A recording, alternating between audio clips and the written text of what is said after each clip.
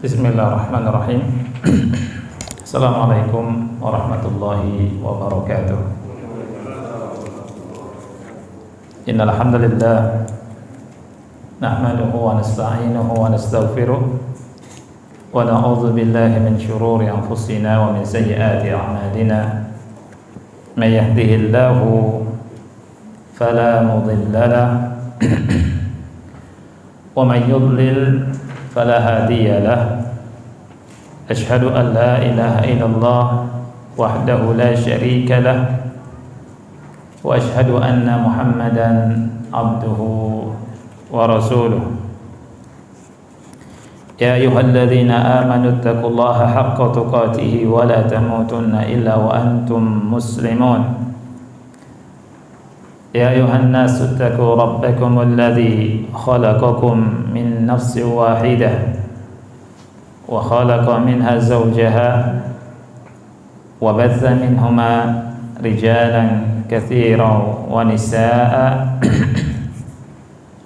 واتقوا الله الذي تساءلون به والأرحام إن الله كان عليكم رقيبا يا أيها الذين آمنوا اتقوا الله وقولوا قولا سديدا يصلح لكم أعمالكم ويغفر لكم ذنوبكم ومن يطع الله ورسوله فقد فاز فوزا عظيما أما بعد فإن أصدق الحديث كتاب الله وخير الهدي هدي محمد صلى الله عليه وعلى آله وسلم وشر الأمور محدثاتها فإن كل محدثة بدعة وكل بدعة ضلالة وكل ضلالة في النار. أحبتي في الله إخواني وأخواتي في الله rahimani wa rahimakumullah. Rasul kita sallallahu alaihi wa alihi wasallam bersabda dalam sebuah hadis yang diriwayatkan oleh Imam Ahmad juga Imam Nasa'i, dan hadis ini disahihkan oleh Syekh Albani rahimahullahu taala dalam Sahih An-Nasa'i dari Abu Hurairah radhiyallahu an. Beliau bersabda, Rasul kita SAW bersabda, atakum Ramadan, telah datang kepada kalian bulan Ramadan, syahrun mubarak, bulan yang diberkahi. Faradallahu azza wa jalla alaikum siyamahu, Allah azza wa jalla telah mewajibkan atas kalian untuk berpuasa bulan Ramadan. Tuftahu fihi abwabus sama, dibuka di bulan Ramadan pintu-pintu langit. Wa tughlaqu fihi abwabul jahim, dan pintu-pintu neraka ditutup. Wa tughallu fihi maradatus syayatin, dan setan-setan dibelenggu. Fihi lailatun khairun min alfi syahr, di dalamnya ada satu malam yang lebih utama dari 1000 bulan. Man hurima khairaha faqad hurim, dan barang siapa yang diharamkan dari kebaikan malam tersebut, maka ia tidak memperoleh kebajikan apapun. Hadirin dan hadirat, ikhwan dan akhwat yang dimuliakan oleh Allah Subhanahu wa taala. Alhamdulillah, dengan izin dan taufik dari Allah Subhanahu wa taala, kita duduk di masjid yang mulia ini, Masjid Nurul A'mal, untuk sama-sama mencari ilmu dengan cara insyaallah taala saya akan bacakan atau sampaikan beberapa materi dari apa yang ada di buku bimbingan saum Ramadan. Di buku bimbingan saum Ramadan ini Anda tuliskan ada 5 bab. Ya, bab yang pertama tentang Ramadan dan puasa Ramadan. Yang kedua tentang sholat taraweh, kemudian i'tikaf dan Lailatul Qadar. Kemudian yang ketiga tentang zakat fitri, zakatul fitr. Yang keempat tentang sholat Idul Fitri, dan yang kelima tentang apa yang hendaknya kita lakukan setelah bulan Ramadan, setelah Ramadan berlalu. Karena waktu kita singkat dan buku juga materinya tidak sedikit, insya Allah Anda pilihkan beberapa materi saja, ya. Bapak dan Ibu, ikhwan dan akhwat yang Allah muliakan, Ramadan adalah bulan yang keberapa? Siapa yang tahu? Yang tahu dapat hadiah. Anda siapkan beberapa buku, ya. Atau yang bisa jawab boleh pulang. Ujian, ya. Ya, ya. 9, ya, 9. Siapa yang jawab tadi? Adik yang belakang. Silakan. Ada yang milih buku yang mana? Ya? Yang ini boleh deh. Yang gede boleh. Iya, belajar nahu. Mudah-mudahan jadi ahli nahu. Wah iya, insyaallah. Nah, baik. Jadi Bapak Ibu yang Allah muliakan, bulan-bulan Hijriyah ada 12. Ya, ada 12. Yang pertama bulan Muharram, Safar, Rabiul Awal, Rabiul Tsani, Jumadal Ula, Jumadal Tsaniyah, terus Rajab, ya, Sya'ban, Ramadan, Syawal, Dzulqa'dah, Dzulhijjah. Siapa yang hafal? Fadhal.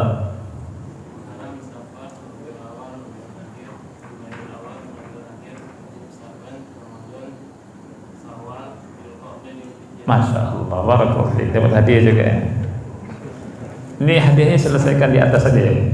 Ahmad nggak dapat loh. Ya, antum pilih yang mana? Terserah. Kalau itu bahasa Arab aja ya. Pengantar bahasa Arab. Habis belajar itu belajar itu. Oh iya, ini sisa buat pertanyaan. Baik. Nah, ya yang Allah muliakan, kita sekarang berada di bulan Sya'ban, di penghujung bulan Ramadan. Ya. Ramadan itu walaupun bukan termasuk bulan haram, dia bulan yang sangat istimewa. Ya. Bulan haram yang Allah Subhanahu wa taala sebutkan dalam Al-Qur'an surat At-Taubah 36, ya. Minha arba'atun hurum. Di antara 12 bulan itu ada 4 bulan haram yang Rasulullah SAW sebutkan. Bulan haram itu bulan Dzulqa'dah bulan ke-11, Dzulhijjah bulan ke-12, kemudian Muharram bulan pertama, ya. Nah, yang punya buku di sini ada tulisan Muharram bulan ke-13, itu diganti ya, bulan 1. Jadi enggak ada kan bulan 13, kalau gaji 13 ada. Ya. Bulan ke-1 diganti. Kemudian bulan ke-7 Rajab. Nah, habis itu Sya'ban, ya, habis itu Ramadan. Jadi walaupun bukan bulan haram ini ma'ruf. Orang jahiliyah pun itu kalau di bulan haram mereka tidak perang, mensucikan bulan haram. Allah di surat At-Taubah bilang wala tadzlimu fihinna anfusakum. Janganlah kalian mendolimi diri kalian di bulan-bulan haram. Artinya melakukan maksiat. Melakukan maksiat di selain bulan haram itu hukumnya dosa, apalagi di bulan haram. Nah, bulan Ramadan, yakni bulan ke-9 dari bulan Hijriyah, walaupun bukan termasuk bulan haram, tapi bulan ini sangat istimewa. Ya, bulan ini sangat istimewa. Jadi tidak boleh kita menyamakan bulan Ramadan dengan bulan-bulan yang biasa, yang lain. Karena sebagian orang yang menyamakan bulan Ramadan dengan yang lain ini sangat berbahaya buat perjalanan dia kepada Allah. Karena Ramadan ini musim yang sangat luar biasa, penuh dengan kebaikan. Rasulullah SAW sifati Ramadan dengan sifat berkah, syahrun mubarak. Kalau kita menyamakan bulan Ramadan dengan bulan yang lain, takutnya ibadahnya malas, puasa malas, sholat tarawih malas, sedekah malas. Oleh karena itu, ikhwan yang Allah muliakan, di buku ini di halaman 10 Anda tuliskan beberapa keistimewaan bulan Ramadan. Kita akan sebutkan 2 saja. Yang pertama, bulan Ramadan itu bulan Al-Quran. Allah berfirman di surat Al-Baqarah 185, Syahrul Ramadan alladzi unzila fihi Al-Quran hudan linnas wa bayyinatin minal huda wal furqan. Bulan Ramadan, bulan yang diturunkan padanya Al-Quran sebagai petunjuk bagi manusia dan penjelasan mengenai petunjuk, dan ia pembeda antara yang hak dan yang batil. Ulama mengatakan bahwa Ramadan syahrul Quran. Di ayat ini sangat jelas sekali kaitan antara Ramadan dengan Al-Quran sangat nampak. Allah Subhanahu wa taala sebut syahrul Ramadan dan Allah sebut sebelahnya Quran. Quran diturunkan di bulan Ramadan. Oleh karena itu, ikhwan yang Allah muliakan, Nabi Muhammad sallallahu alaihi wasallam itu setiap tahunnya kalau di bulan Ramadan setoran atau baca Quran di hadapan Jibril. Bahkan di tahun yang Rasulullah SAW wafat, beliau menghatamkan 2 kali. Kita juga lihat para ulama kita kalau bulan Ramadan itu sibuk dengan Quran. Makanya kita di bulan Ramadan itu siap-siap sibukkan diri dengan Quran, baca Quran. Yang tidak pernah hatamkan Al-Quran, hatamkan. Yang tidak pernah menyelesaikan 1 juz, bisa 2 juz atau 3 juz atau 4 juz di bulan Ramadan, insya Allah bisa. Jadi kita, Bapak Ibu yang Allah muliakan, harus punya semangat untuk ngisi waktu bulan Ramadan dengan membaca Al-Quran. Kemudian Bapak dan Ibu yang Allah muliakan, bulan Ramadan ini bulan kesempatan kita meraih derajat yang tinggi di sisi Allah Subhanahu wa taala. Kalau yang ada buku di halaman 15 itu ada, saya bawakan hadis Talha bin Ubaidillah. Kata Talha bin Ubaidillah, anna rajulain min Bali qadima ala Rasulillah sallallahu alaihi wasallam wa kana islamuhuma jami'an fa kana ahaduhuma ashadda ijtihadan min al-akhar faghaza al-mujtahidu minhuma fastushhida thumma makatha al-akharu ba'dahu sanatan thumma tuwfiya. Jadi ada 2 orang dari Bali, dari Bani Qudaah, datang menemui Rasulullah SAW masuk Islam. Nah, dari 2 sahabat ini, salah satu sahabatnya lebih semangat dan subhanallah masuk Islam, kemudian ikut jihad dan meninggal, mati syahid. Saya tanya Bapak Ibu yang Allah muliakan, meninggal mati syahid, apalagi mati syahidnya peperangannya di masa Rasulullah SAW, balasannya apa? Pasti surga. Kemudian sahabat satunya Allah kasih umur panjang sampai tahun berikutnya. Jadi jarang, meninggalnya 1 tahun, dan meninggalnya tidak di tempat, tidak di peperangan, tidak jihad. Tapi subhanallah, Bapak Ibu yang Allah muliakan, Talha di hadis ini mimpi keduanya di pintu surga.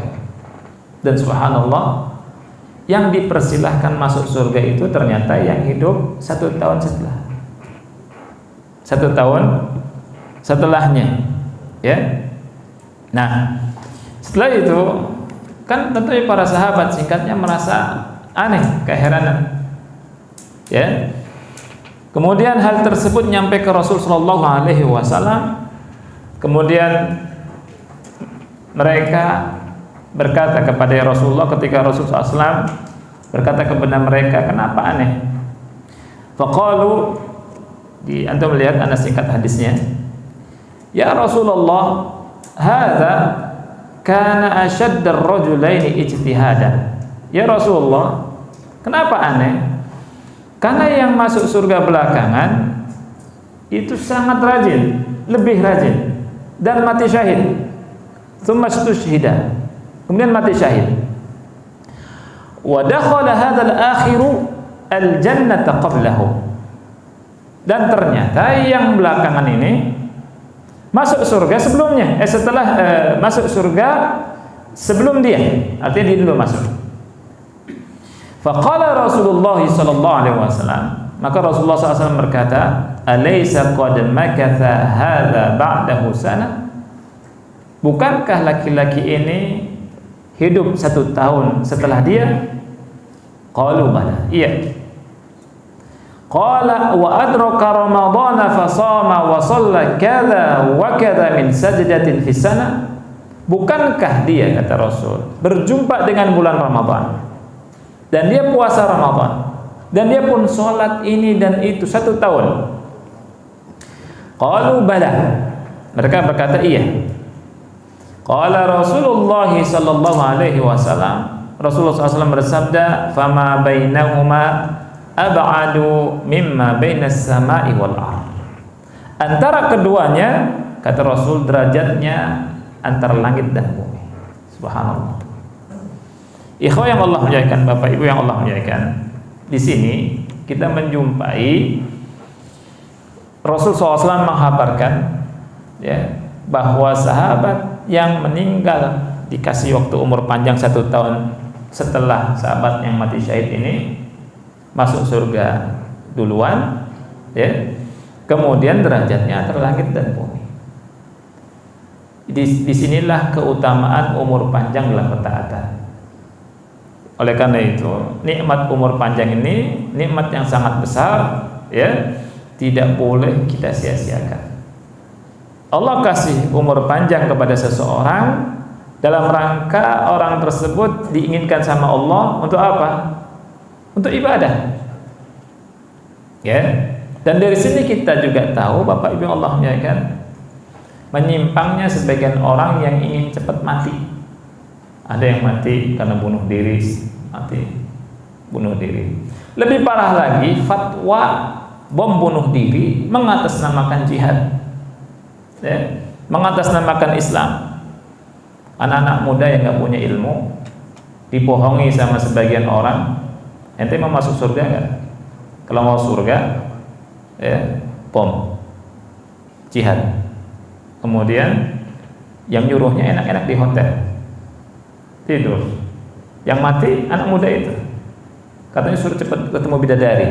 Subhanallah.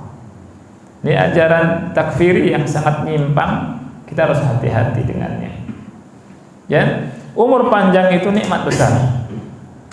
Umur panjang nikmat besar, di mana orang yang berumur panjang, Bapak Ibu Allah muliakan, dia bisa beraktivitas, ya, dan dia bisa berjumpa dengan, Masya Allah, bulan Ramadan yang kita tunggu-tunggu, ya. Dan dengan bulan Ramadan dia bisa beraktivitas, bisa puasa, sholat tarawih, dan dengannya Allah angkat derajat. Dan di sini juga kita mengetahui tentang keutamaan bulan Ramadan. Oleh karena itu, ketika kita dikasih umur panjang oleh Allah dan berjumpa dengan bulan Ramadan, jangan disia-siakan. Jangan disia-siakan. Ya, kita puasa, kita sholat, kita baca Quran, kita sedekah, aktivitas full di Ramadan, aktivitas baik. Nah, ini salah satu keutamaan dari atau 2 keutamaan bulan Ramadan. Kemudian kita lihat, Bapak Ibu yang Allah muliakan, di halaman 19 Ya, kita nggak bahas semuanya. Ana akan khususnya materi yang berhubungan dengan bab 1 saja. Masuk ke jenis-jenis puasa. Jenis-jenis puasa. Puasa kata ulama ada 2. Ada puasa wajib dan ada puasa sunnah. Ya.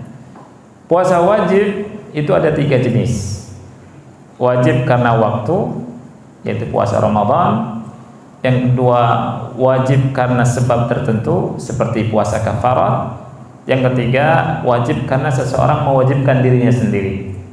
Namanya disebut dengan puasa nazar. Ya, misalkan ada di antara kita, anak kalau dapat rezeki dan bisa bangun rumah, saya akan puasa 3 hari. Wajib bagi dia puasa 3 hari. Ya. Kemudian puasa yang kedua puasa sunnah. Ya, puasa yang kedua puasa sunnah seperti puasa Arafah, Senin Kamis, Asyura dan yang lainnya. Kemudian Rasul sallallahu alaihi wasallam, ikhwan Allah muliakan, puasa dan Allah wajibkan puasa Ramadan itu tahun 2 Hijriah. Rasul wafat berapa? Tahun 11 Hijriah. Maka kata ulama, Rasul melakukan puasa Ramadan itu 9 kali. Ya, 9 kali pernah Rasul melakukan puasa Ramadan. Berikutnya Bapak dan Ibu yang Allah muliakan, kita masuk ke hakikat puasa Ramadan. Ini sangat penting sekali. Halaman 25. Hakikat puasa Ramadan. Definisi puasa Ramadan. Anak akan bawakan definisi puasa Ramadan dari 2 sisi. Makna puasa Ramadan, makna puasa secara jasadi dan maknawi. Yang pertama, puasa secara bahasa artinya menahan diri. Adapun menurut syariat, kata Syekh Muhammad bin Shalih Al-Utsaimin rahimahullah, adalah as-siyamu huwa at-ta'abbudu lillah bil imsaki 'anil muftirat min tulu'il fajri ila ghurubi asy-syams. Ini makna puasa. Di puasa itu kata ulama, at-ta'abbudu lillah, beribadah kepada Allah. Ya. Ini definisi yang jarang kita temukan.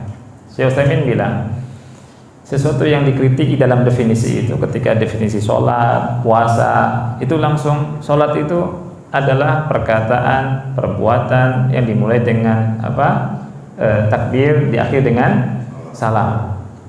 Kemudian puasa itu menahan diri dari terbit fajar sampai terbenam matahari. Ini kata Syekh kurang. Hendaknya kita kasih at-ta'abbud. Karena apa? Supaya kita ada rasa bahwa melakukan ini ibadah. Makanya awal itu beliau katakan at-ta'abbudu lillah. Puasa itu beribadah kepada Allah. Beribadah kepada Allahnya dengan gimana? Dengan cara menahan diri dari segala yang membatalkan puasa, dari terbit fajar sampai terbenam matahari. Nah, definisi puasa ini kata Syekh Muhammad bin Shalih Al-Utsaimin, ini puasa menurut secara jasmani, puasa jasmani. Dan ini yang dituntut. Dan kita menahan diri dari makan, minum di siang hari, dari jima, ya. Kita ini merupakan ibadah. Taib. Apakah puasa jasmani ini cukup? Ya. Tentunya jawabannya, kalau kita ingin sempurna, maka kita pun harus mengenal puasa maknawi. Puasa maknawi itu diambil dari sabda Rasul sallallahu alaihi wasallam yang diriwayatkan oleh Al-Imam Al-Bukhari nomor 1708, ya. Rasulullah SAW bersabda, "Man lam yada' qaula az-zur wal 'amala bihi wal jahla falaysa lillahi haja fi ayyada'a ta'amahu wa syarabahu." Barang siapa yang tidak meninggalkan perkataan zur. Apa itu perkataan zur? Kata ulama, kullu qaulin muharram.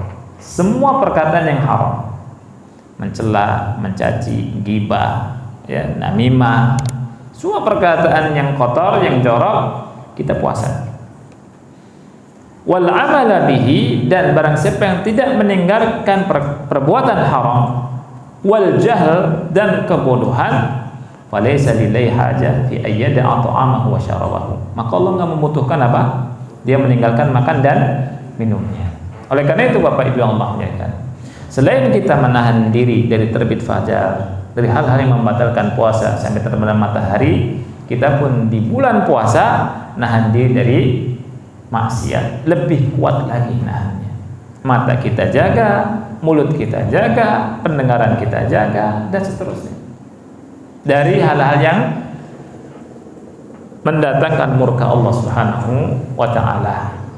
Nah, Bapak Ibu yang Allah muliakan, kalau seseorang melakukan ibadah puasa seperti ini, ya, di bulan Ramadan, maka kita akan yakin seyakin-yakinnya lepas Ramadan jadi orang bertakwa. Ya.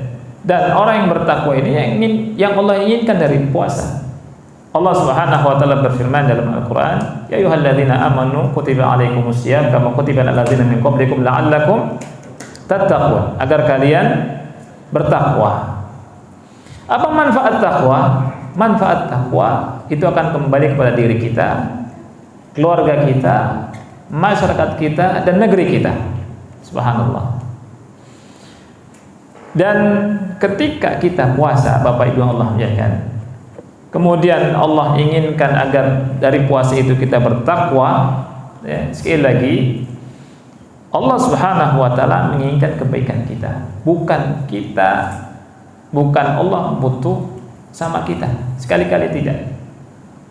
Makanya Allah berfirman di dalam surat Al-A'raf ayat 96, ya, walau anna ahlal qura amanu wattaqau lafatahna 'alaihim barakatin minas sama' wal ard walakin kadzdzabu fa akhadnahum bima kanu yaksibun. Seandainya penduduk negeri itu beriman dan bertakwa, niscaya kami akan curahkan, limpahkan pada mereka keberkahan dari langit dan bumi. Ya. Bapak Ibu yang dimuliakan oleh Allah Subhanahu wa taala, ketakwaan itu manfaatnya buat diri kita. Kita sering dengar khatib menyampaikan ceramah atau berkhutbah di Jumat, "Wa may yattaqillaha yaj'al lahu makhraja wa yarzuqhu min haitsu la yahtasib." Barang siapa yang bertakwa kepada Allah, Allah akan berikan jalan keluar dari kesempitannya, dan Allah Subhanahu wa taala akan kasih rezeki dari arah yang tidak disangka-sangka. Nah, Bapak Ibu, ikhwan dan akhwat yang Allah muliakan, ada banyak di antara kita merasa hidup sempit, merasa rezeki kurang. Dia telepon kawannya, "Mas, ada bisnis apa ya?" Kita bisnis yuk, karena kayaknya sempit nih, rezeki saya lagi seret. Ya. Kemudian saya ada masalah berat nih. Masya Allah. Ikhwan yang Allah muliakan, orang yang beriman, sebelum dia bicara itu, sebelum dia bisnis, itu memeriksa ketakwaannya. Ya. Sebelum dia ngomong, "Mas, ayo kita bisnis. Akhi, ayo kita bisnis." Dia periksa takwanya. Ya. Ini yang harus kita perhatikan. Karena apa? Allah berfirman, "Wa may yattaqillaha yaj'al lahu makhraja." Barang siapa yang bertakwa kepada Allah, Allah akan berikan jalan keluar dari kesempitan. Wa yarzuqhu min haitsu la yahtasib, dan Allah akan kasih rezeki dari arah yang tidak disangka-sangka. Oleh karena itu, ikhwan yang Allah muliakan, cara untuk mendatangkan rezeki, cara untuk selamat dari kesempitan adalah dengan cara bertakwa kepada Allah Jalla wa'ala. Nah, setiap kita hendaknya berpikirnya, lihat takwa atau tidak nih kita nih. Periksa sholat kita, periksa hubungan kita pada Allah, periksa zikir kita, periksa baca Quran kita, periksa keikhlasan kita. Ya. Karena apa? Janji Allah nggak meleset. Allah berfirman, "Wa may yattaqillaha yaj'al lahu makhraja." Barang siapa yang bertakwa kepada Allah, Allah akan bukakan, ya. Allah akan keluarkan dari kesempitannya. Dikasih jalan sama Allah. Oke, kalau kita aduh sempit ya hidup nih, berarti kurang takwa nih. Takwanya kurang. Ke situ dulu. Berarti sholatnya ada yang nggak benar nih. Berarti ngajinya ada yang nggak benar nih. Berarti keikhlasan saya ada yang kurang nih. Seperti itu. Bu, sebelum kita ayo bisnis, periksa dulu takwa kita. Ini orang beriman.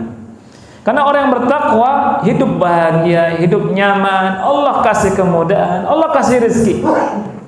Kalau misalkan anak sudah sholat, anak udah puasa, anak udah zakat, tapi masih susah, kata ulama, mesti takwanya ada cacat. Mesti takwanya ada cacat. Ya. Jadi ikhwah yang Allah muliakan, kalimat takwa ini mengingatkan kita untuk mengoreksi hati kita, keimanan kita, sholat kita, ya, hubungan kita dengan Allah Subhanahu wa taala. Karena yakin orang yang bertakwa, Allah kasih jalan keluar dari kesempitannya dan Allah kasih rezeki dari arah yang tidak disangka-sangka. Ikhwan yang dimuliakan oleh Allah Subhanahu wa taala, ya. Sekali lagi karena waktu kita sedikit, kemudian buku panjang dan ada pembahasan yang sangat penting, mungkin Anda fokuskan satu pembahasan, ya, supaya fokus. Ini pembahasan tentang apa?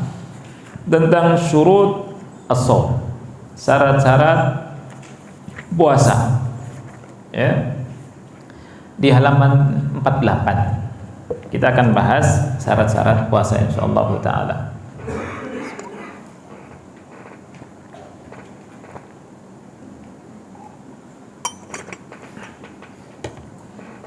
Syarat puasa, kata ulama, ada 6. Syarat puasa ada 6, ya. Yang pertama, Islam. Yang kedua, al-aql, berakal. Yang ketiga, al-bulugh, balik. Yang keempat, al-qudrah. Dan yang kelima adalah al-iqamah, mukim. Dan yang keenam, al-khuluwu minal mawani', tidak ada penghalang. Ya, saya ulangi lagi. Syarat puasa ada berapa Bapak Ibu? 6, ya. 1, Islam. 2, berakal. 3, 6. 4, qudrah. 5, mukim. 6, tidak ada penghalang. Kita bahas satu-satu. Kalau kita enggak bermajelis kecuali dapat ini, insya Allah cukup. Ya, Rasul bersabda, "Man yuridillahu bi khairan yufaqihu fid din." Barang siapa yang Allah inginkan kebaikan, Allah jadikan dia faqih tentang agamanya. Ya. Syarat yang pertama, syarat puasa adalah Islam. Islam. Ya. Orang yang beragama Islam disebut muslim. Ya. Lawan muslim kafir. Berarti puasa itu wajib atas orang Islam, tidak wajib atas orang kafir. Ada pertanyaan, kalau ada orang kafir, ya, orang kafir puasa, dia puasa, ikut sahur, kemudian nahan diri dari makan minum di siang hari sampai buka, dapat pahala tidak? Tidak dapat pahala. Dan walaupun 1 bulan penuh dapat pahala. Apa dalilnya? Dalilnya firman Allah Subhanahu wa taala. Maksudnya di antara dalil, ya, karena banyak sekali dalilnya. Surat Al-Furqan ayat 23. Allah berfirman, "Wa qadimna ila ma 'amilu min 'amalin faj'alnahu haba'an mansura." Artinya, dan kami hadapi segala amal yang mereka kerjakan, lalu kami jadikan amal itu bagaikan debu yang berterbangan. Allah habarkan di sini, orang kafir beramal, amalnya tidak diterima sama Allah. Kan Allah berfirman, "Wa may yabtaghi ghairal islami dinan fala yuqbal minhu wa huwa fil akhirati minal khasirin." Ya. Ada pertanyaan yang lain. orang kafir, apakah dia akan diazab oleh Allah karena dia tidak puasa? Orang kafir nggak puasa, diazab tidak? Ahsan, diazab. Karena kalau misalkan orang kafir itu tidak diazab, berarti enak orang kafir lah. Ya tidak, Bapak Ibu? Orang Islam saja yang tidak puasa diazab sama Allah. Allah Subhanahu wa taala siapkan azab yang keras bagi orang Islam sengaja buka di siang hari Ramadan. Ya. Mana dalilnya? Dalilnya bisa Bapak Ibu lihat tentang bahaya buka dengan sengaja di siang hari Ramadan. Di halaman ke 70. Ya. Hadis riwayat Ibnu Hibban. Ya. Rasulullah sallallahu alaihi wasallam bersabda, "Baina ana naim," ya, ketika aku tidur, "id atani rajulani fa akhadha bi dhab'ayya fa ataya bi jabalan wa'ra." Tiba-tiba ada dua laki-laki yang mendatangiku, keduanya memegangi kedua lenganku. Faqala li, keduanya berkata kepadaku, "Is'ad," naiklah, suruh naik di gunung. Fakultu, aku menjawab, "Inni la utiquhu," aku enggak sanggup. Faqala, keduanya berkata, "Inna sanusahiluhu laka," kami akan memudahkannya untukmu. Fasa'idtu hatta idza kuntu fi sawa'il jabal, maka aku pun naik, ya. Ketika aku berada di tengah gunung itu, idza ana bi aswatin syadidah, aku mendengar suara yang keras, ya. Sehingga aku bertanya, "Ma hadhil aswat?" Suara apa ini? Jadi teriakan-teriakan, ya. Qalu, mereka berkata, "Hadza uwa'u ahli nar." Ini teriakannya ahli neraka. Tsumman tuliqa bi fa idza ana biqaumin mu'allaqina bi araqibihim mushaqqaqatun ashdaquhum tasilu ashdaquhum daman, ya. Kemudian aku dibawa ke tempat lain. Tiba-tiba aku melihat sekelompok orang yang digantung terbalik dengan urat-urat kaki mereka sebagai ikatan. Wal'iyadzubillah. Ujung-ujung mulut mereka sobek dan mengalirkan darah. Aku bertanya, "Man haula?" Mereka itu siapa? Qala, ya, dijawab, "Haula alladzina yuftiruna qabla tahillata shaumihim." Jadi mereka itu adalah orang-orang yang berbuka puasa sebelum waktunya. Ya, ngeri enggak? Na'udzubillah. Sangat ngeri sekali. Ini azab yang Allah siapkan untuk mereka yang sengaja buka puasa di siang hari Ramadan. Hadisnya diriwayatkan oleh Ibnu Hibban nomor 7491. Nah, kalau orang kafir enggak diazab, enak. Ya kan? Jadi orang kafir itu, Bapak Ibu, selain mereka diazab karena kekafiran mereka, mereka juga diazab karena mereka enggak puasa, karena mereka enggak sholat, karena mereka enggak zakat, karena mereka tidak haji kalau mampu. Apa dalilnya? Kita lihat dalilnya di halaman 49 surat Al-Mudaththir ayat 41 dan atau sampai 46. Kita lihat, Bapak Ibu. Allah berfirman menghabarkan tentang orang-orang kafir, "Ma salakakum fi saqar?" Apa yang membuat kalian masuk neraka saqar? Dijawab sama orang kafir, qalu lam nakum minal musallin. Kami tidak salat. Dulu kami tidak salat. Wa lam nakun nut'imul miskin. Dulu kami enggak kasih makan orang miskin. Wa kunna nakhudu ma'al khaydin. Kami dulu berbicara kebatilan bersama orang-orang yang membicarakannya. Wa kunna nukadzibu biyaumiddin. Dulu kami mendustakan hari pembalasan. Ikhwan yang Allah muliakan. Orang yang mendustakan hari pembalasan itu muslim atau kafir. Jadi kalau ada orang nggak percaya sama hari berbangkit, nggak percaya ada balasan, mukmin atau kafir dia? Kafir. Kafir, orang yang nggak percaya sama hari pembalasan itu kafir. Ya. Jadi orang kafir ketika masuk neraka ditanya, "Masalakakum fi saqar?" Kenapa kalian masuk neraka saqar? Mereka nggak bilang karena kami kafir. Nggak langsung jawab karena kami dulu mendustakan hari pembalasan. Nggak jawab seperti itu. Tapi mereka bilang dulu apa? Lam nakum minal musallin. Dulu kami nggak sholat. Ya. Dulu kami nggak bayar zakat, nggak kasih miskin sama nggak kasih makan orang miskin. Ini kata ulama, ini dalil bahwa orang kafir selain mereka diazab karena asal kekafirannya, mereka juga diazab karena mereka nggak sholat, karena mereka nggak puasa, karena mereka nggak bayar zakat, karena mereka tidak haji kalau mampu, dan seterusnya. Jadi enak dan jadi orang Islam, enak. Ya. Orang Islam, masya Allah, nikmat. Jadi kita, Bapak Ibu yang Allah muliakan, jaga Islam kita ini. Kita juga kalau punya keluarga, ya, kita titip wasiat agar mereka jaga keislaman sampai meninggal. Semoga kita mengucapkan la ilaha illallah di akhir hayat kita. Karena Bapak Ibu yang Allah muliakan, kita semua yakin, saya yakinnya bahwa diri kita ini tidak sanggup menahan panasnya api neraka, gak sanggup, abadan. Ya. Ini syarat yang pertama. Jadi syarat puasa yang pertama apa? Islam. Ya. Syarat yang kedua, al-aqlu, berakal.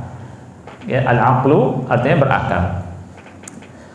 Jadi orang yang berakal ini wajib puasa. Lawan dari berakal apa, Bapak Ibu?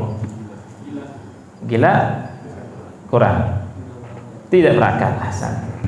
Karena nggak berakal ini banyak sebabnya, ya kan?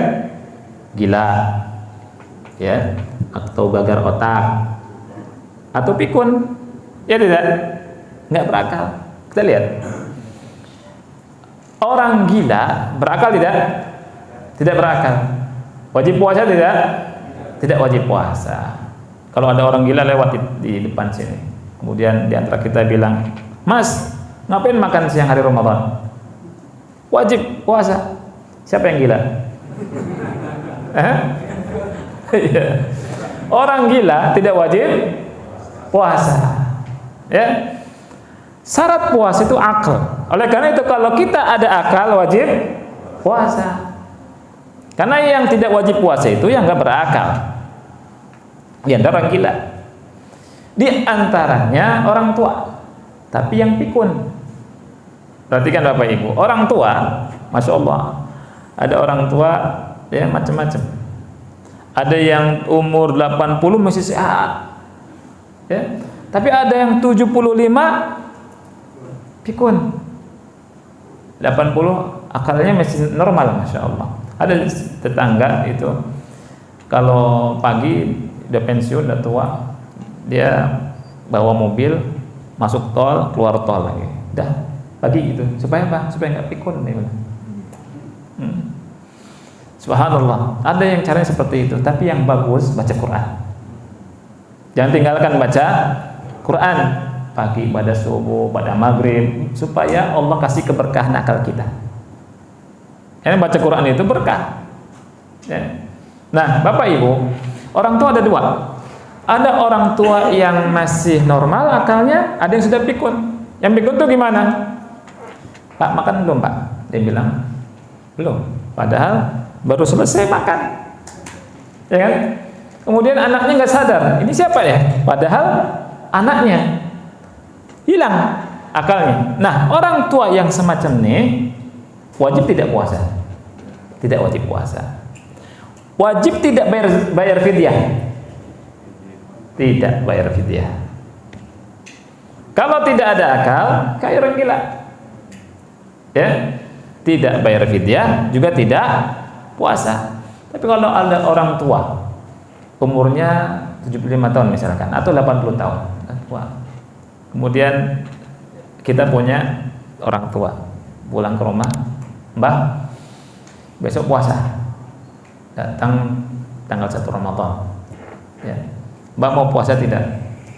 Dia bilang, Mbak sedang kuat.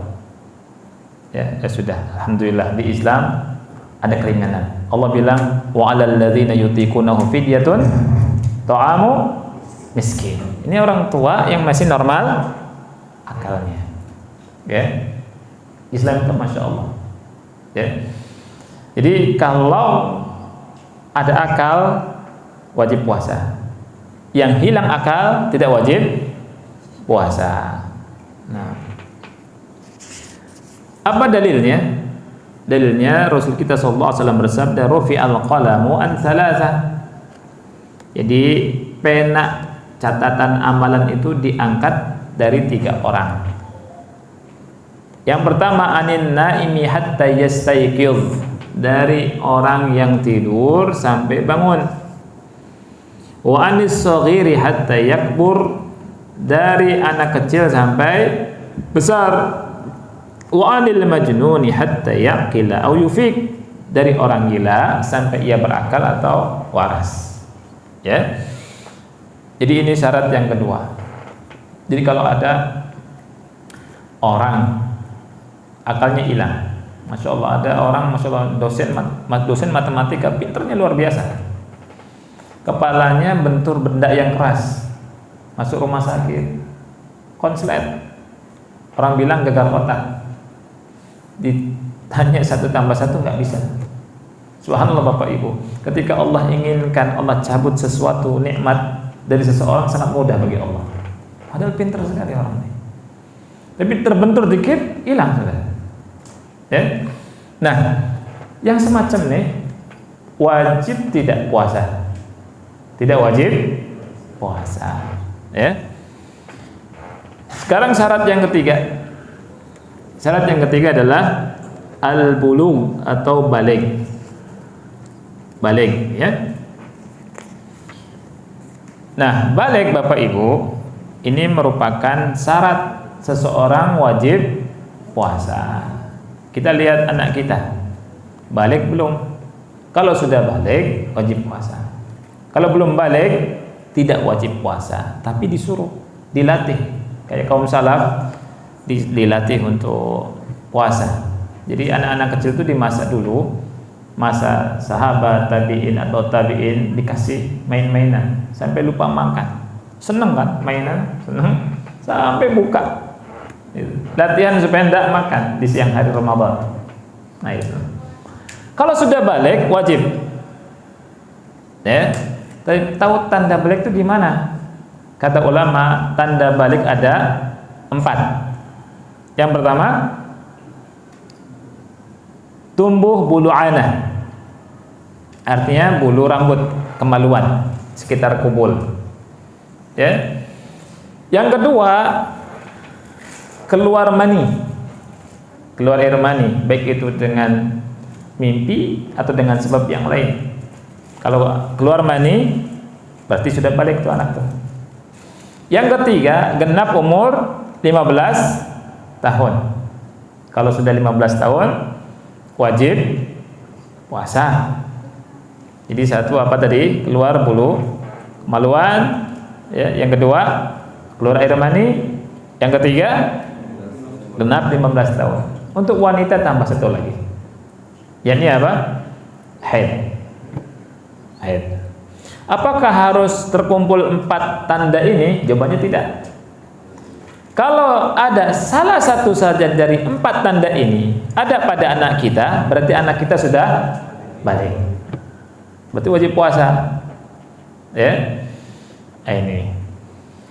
Dalilnya adalah selain dalil tadi yang kedua, dalil dari Aisyah radhiyallahu anha, beliau pernah ditanya oleh seorang wanita bernama Mu'adzah, ma balul haidhi taqdis shauma wa la taqdis shalah. Wahai Aisyah, kenapa wanita haid itu diperintahkan untuk kenapa wanita haid itu mengqadha puasa tidak mengqadha salat? Ya. Kemudian Aisyah bertanya, aharuriyatun anti? Apakah anti ini haruriyah? Haruriyah ini apakah anti ini pengikut Khawarij? Jadi Khawarij itu di antara nama lainnya adalah Haruriyah. Karena Haruriyah ini nisbat kepada tempat namanya Harura. Harura daerah Irak. Dulu orang Khawarij kumpul di situ. Ribuan kumpul di situ. Sebelum diperangi, Ali bilang kayaknya ini perang nih, mau memerangi kita. Tapi kita tidak memerangi mereka kecuali mereka memerangi kita. Ketika mereka memerangi kaum muslimin baru diperangi. Itu pun Ali radhiyallahu an pakai tanda.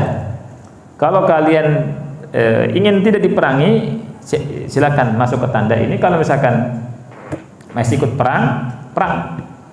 Yang ke tanda tidak diperangi, yang tidak perang. Kan itu. Nah, Aisyah radhiyallahu anha tanya ke wanita tadi, "Aharuriyatun anti?" Apakah anti Haruriyah? Dia bilang lastu biharuriyah. Karena Haruriyah Khawarij ini punya keyakinan yang berlebihan, ibadahnya berlebihan. Ya. Kemudian kata wanita tersebut, "Walakinni as'al." Akan tetapi aku bertanya. Kemudian Aisyah menjawab, berkata, "Kana yusibuna dzalik." Kan yusibuna dzalik. Dulu di masa Rasul sallallahu alaihi wasallam kami haid. Fa nu'maru bi qada'is shaumi wa la nu'maru bi qada'is shalah. Kami diperintah untuk mengqadha puasa, tidak diperintah untuk mengqadha salat. Jadi hadis ini menunjukkan bahwa wanita haid, ya, wanita haid itu sudah dewasa, ya, dan menunjukkan wanita yang haid itu wajib puasa. Tetapi ketika waktu haidnya tidak wajib puasa, tapi diganti di hari-hari lain. Jadi ini syarat yang ketiga. Jadi syarat yang pertama apa tadi? Islam. Yang kedua berakal. Yang ketiga balik. Nah sekarang syarat yang keempat. Syarat yang keempat adalah qudrah. Qudrah ini mampu, ya. Qudratun, ya. Bahasa Arabnya qudratun, artinya mampu. Lawan mampu ini ajzun, lemah, tidak mampu. Ain, jim, zai, ajzun, ya, lemah. Makanya orang tua yang lemah disebut ajuz. Ajuz, bahasa Arabnya ajuz. Zalika ajuz, berarti itu nenek, itu kakek, ya. Nah, lemah Bapak Ibu ini merupakan hal yang atau kondisi, ya, di mana puasa tidak wajib.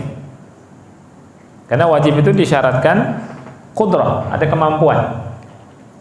Nah, lemah dalam masalah puasa kata ulama ada dua. Ya.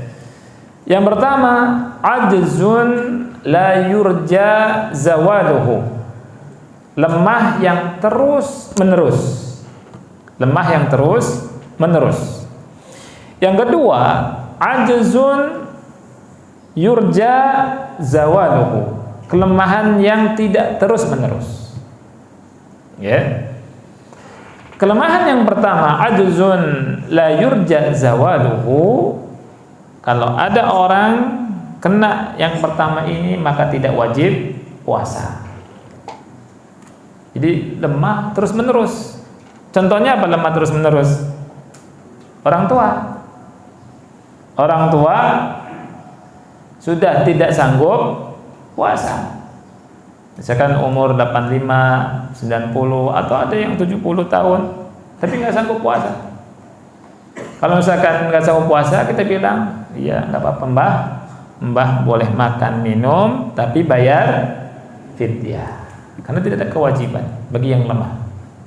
Jangan seperti sebagian anak muda ikhwan, dengar kajian setengah, ya, modal semangat, pulang ke rumah lihat bapaknya, kakeknya, neneknya udah lemah, ya. Kemudian dibilang, "Nek, kek, saya dengar tadi Ustadz ceramah, kayak ceramah puasa itu wajib loh. Yang puasa dosanya diampuni. Masuk pintu surga namanya royan.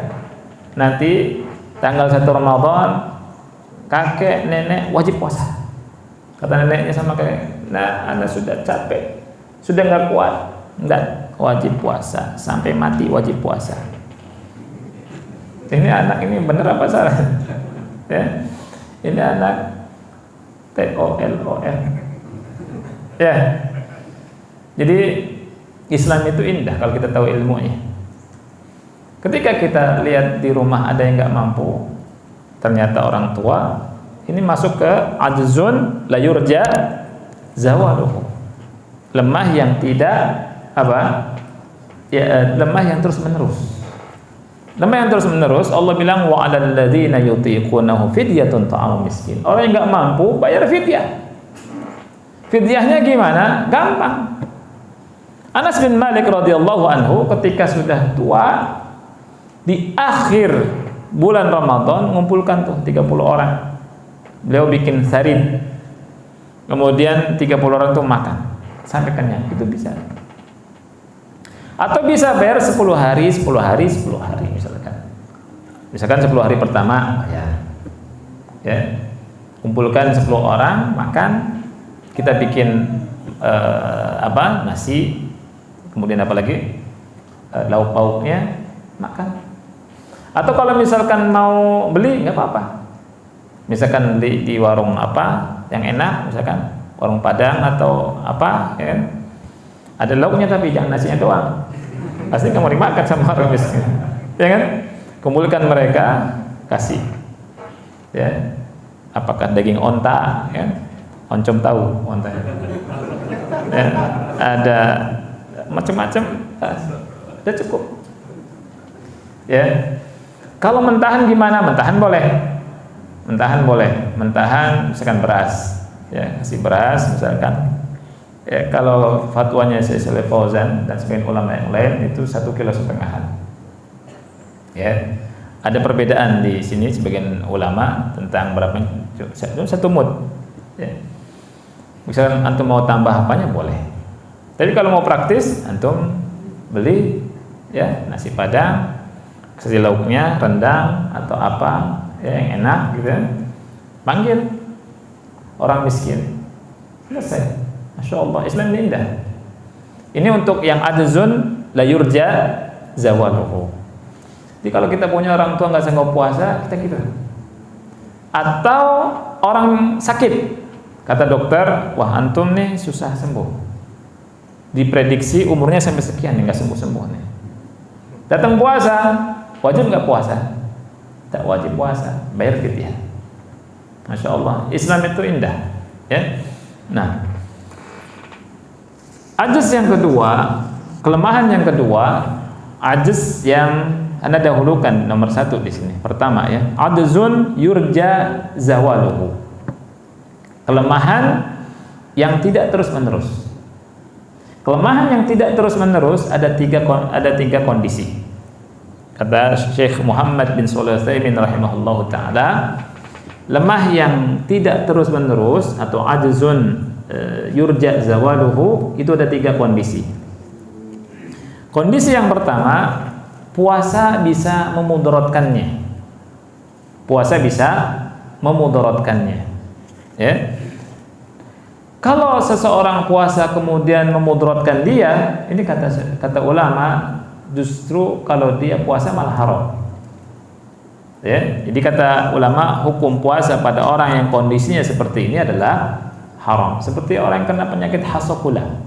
Hasokula ini ada penyakit batu ginjal di mana ada sebagian orang yang kena batu ginjal harus minum terus. Ya, minum terus, diatur gitu ya. Nah, orang ini dilihat. Kalau sepanjang tahun butuh minum, maka dimasukkan dalam kategori ajzun la yurja zawaluhu. Nggak mampu berarti orang ini, nggak wajib puasa, bayar fidyah. Tapi kalau di sebagian musim, di sebagian waktu dia bisa nggak minum, bisa nahan, maka wajib baginya puasa walaupun qadha. Misalkan pas di bulan Ramadan dia nggak bisa puasa ya karena harus minum banyak, kemudian di waktu tertentu dia bisa tuh wajib dia mengganti puasanya itu. Ya. Ini yang pertama. Dalilnya adalah firman Allah Subhanahu wa taala surat An-Nisa 29, "Wala taqtulu anfusakum innallaha kana bikum rahima." Artinya, dan janganlah kamu membunuh dirimu, sungguh Allah Maha Penyayang kepadamu. Nah, ayat ini dipakai sama Amr bin As. Amr bin As pernah disuruh jadi pemimpin perang di sebuah peperangan. Rasulullah SAW itu memilih beliau, kemudian kalau nggak salah perang Mu'tah ya, itu beliau radhiyallahu an mimpi basah di keadaan yang sangat dingin, di waktu dingin. Ini kata ulama, ini menunjukkan keberanian yang luar biasa dari para sahabat. Ya, Amr bin As, Bapak Ibu, kenapa berani? Karena Masya Allah di masa perang bisa mimpi basah. Mimpi basah biasanya di masa apa? Masa nyaman. Masa perang orang tidur nggak bisa tidur, ya kan? Mesti minum obat tidur sebagian itu. Tapi subhanallah, Amr bin As tidur nyaman aja, bahkan sampai mimpi basah. Karena dingin nggak mandi, ya nggak mandi, ngimamin sholat juga dengan tayamum. Rasul SAW ketika ketemu sama Amr bin As tahu. Amr bin As nyampaikan ayat ini, wala taqtulu anfusakum innallaha kana bikum rahima. Rasul ketawa. Berarti ini Rasul setuju. Ya. Nah, kalau ada orang dia kondisinya berat, justru kalau puasa memudaratkannya, maka hukumnya puasa jadi apa? Haram baginya. Loh kok Ustaz puasa haram? Iya. Bapak Ibu yang Allah muliakan, selain kondisi ini, saya mau tanya, siapa yang bisa ngasih contoh puasa tapi haram? Puasa tapi haram. Ya. Siapa yang bisa dapat hadiah? Tapi hadiahnya kecil nih. Enggak apa-apa. Siapa yang ya?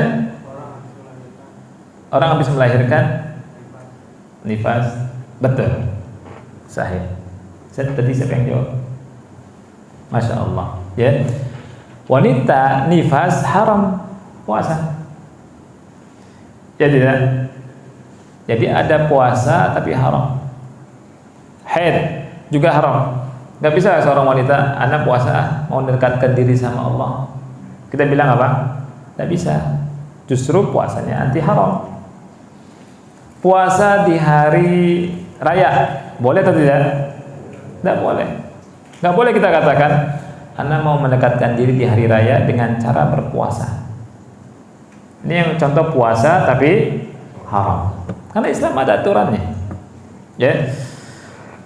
Kondisi yang kedua tentang kondisi ajiz, lemah, kondisi di mana puasa tidak memudaratkannya tetapi menyusahkan. Ya. Jadi dia merasa berat gitu, susah. Ya.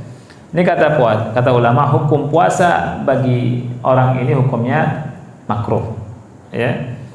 Apalagi kalau dia tidak mau mengambil rukhsah, keringanan yang Allah berikan padanya. Ini berdasarkan hadis Ibnu Umar radhiyallahu anhuma, dia berkata, Rasulullah SAW bersabda, innallaha yuhibbu an tu'ta rukhasuhu kama yuhibbu an tu'ta azaimuhu. Sungguh Allah menyukai rukhsahnya diambil sebagaimana menyukai kewajiban-kewajibannya dikerjakan. Ya.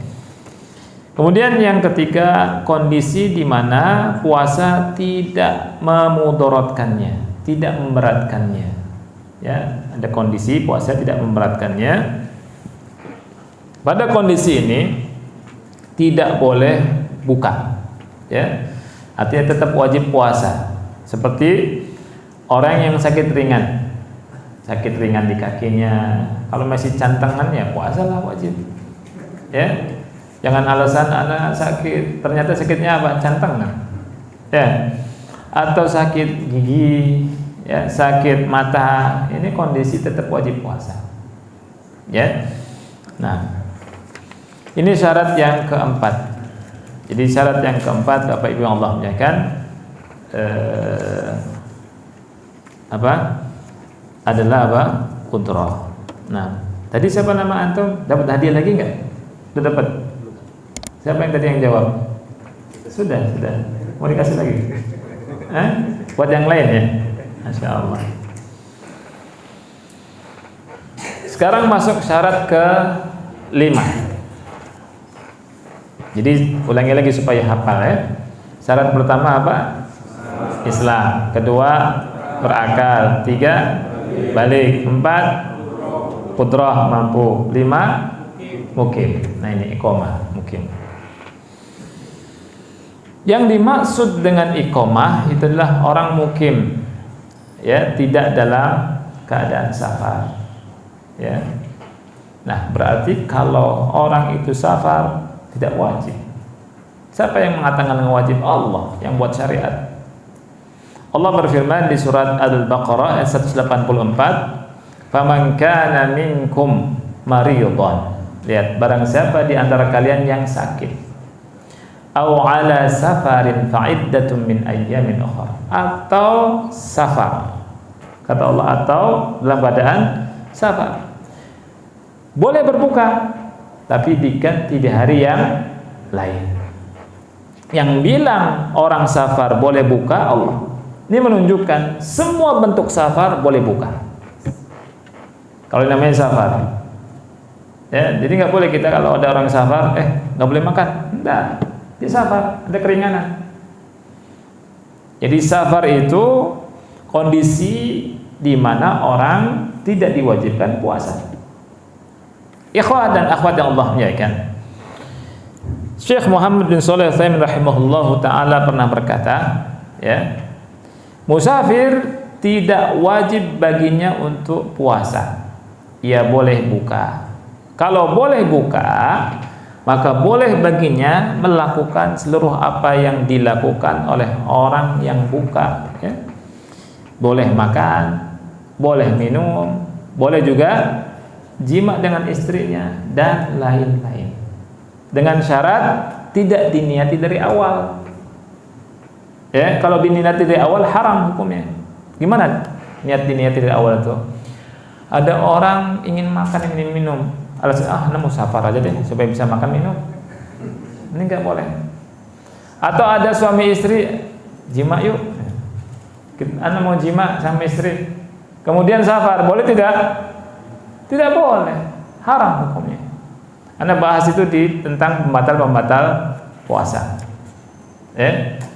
Tapi kalau safar, kemudian di sana makan, minum, dan ada istri kemudian berhubungan suami istri, boleh tidak? Boleh. Tapi kalau diniatkan dari awal, ini yang tidak boleh. Sekarang masuk ke jenis-jenis safar. Jenis-jenis safar. Ini penting sekali Bapak Ibu. Jenis safar, kata ulama, kata Syekh Muhammad bin Shalih Al-Utsaimin rahimahullah, ya. Anda sebutkan namanya karena memang Anda nukil dari beliau, dari Syekh Muhammad bin Shalih Al-Utsaimin rahimahullah taala. Jadi beliau mengatakan bahwa jenis safar itu ada 3. Jenis safar ada 3, ya. Yang pertama, jenis safar tentang kondisinya, ya, tentang jenis safar yang pertama ini kata Syekh Utsaimin, di mana diistilahkan oleh beliau masyaqqah syadidah jiddan. Ya. Puasanya sangat memberatkan sekali. Safar, puasa kemudian sangat berat sekali. Ya. Bisa memudaratkan dia. Jenis safar ini kalau puasa haram. Loh, puasa haram? Ya, gimana ceritanya? Kita lihat dalilnya. Kita lihat hadis yang diriwayatkan oleh Imam Muslim nomor 1114. Hadis riwayat Muslim nomor 1114. Dari Jabir bin Abdullah, dia berkata, anna Rasulullah sallallahu alaihi wasallam kharaja 'amal fathi ila Makkah fi Ramadan. Rasulullah sallallahu alaihi wasallam keluar tahun Fathu Mekah, ya, menuju ke Mekah di bulan Ramadan. Saya tanya Bapak Ibu, Fathu Mekah itu tahun berapa? Siapa yang tahu? Fathu Mekah itu tahun berapa? Yang bisa jawab boleh pulang, nggak apa-apa. Ujian atau dapat hadiah ini. Ya, Fathu Mekah itu tahun berapa? Akhwat barangkali ada yang bisa jawab. Fathu Mekah, peristiwa Fathu Mekah. Fathu Mekah itu tahun 8 Hijriah. Ya. Jadi gini. Rasul dakwah di Mekah berapa tahun? 13 tahun. Ya. Hijrah ke Madinah. Di Madinah berapa tahun? 10 tahun. Ya, dakwahnya. Nah, sekarang gini. Antum bisa lihat di tahun 6 Hijriah, ini Jabir bin Abdullah bilang Rasul ke Mekah itu membawa 10.000 sahabat.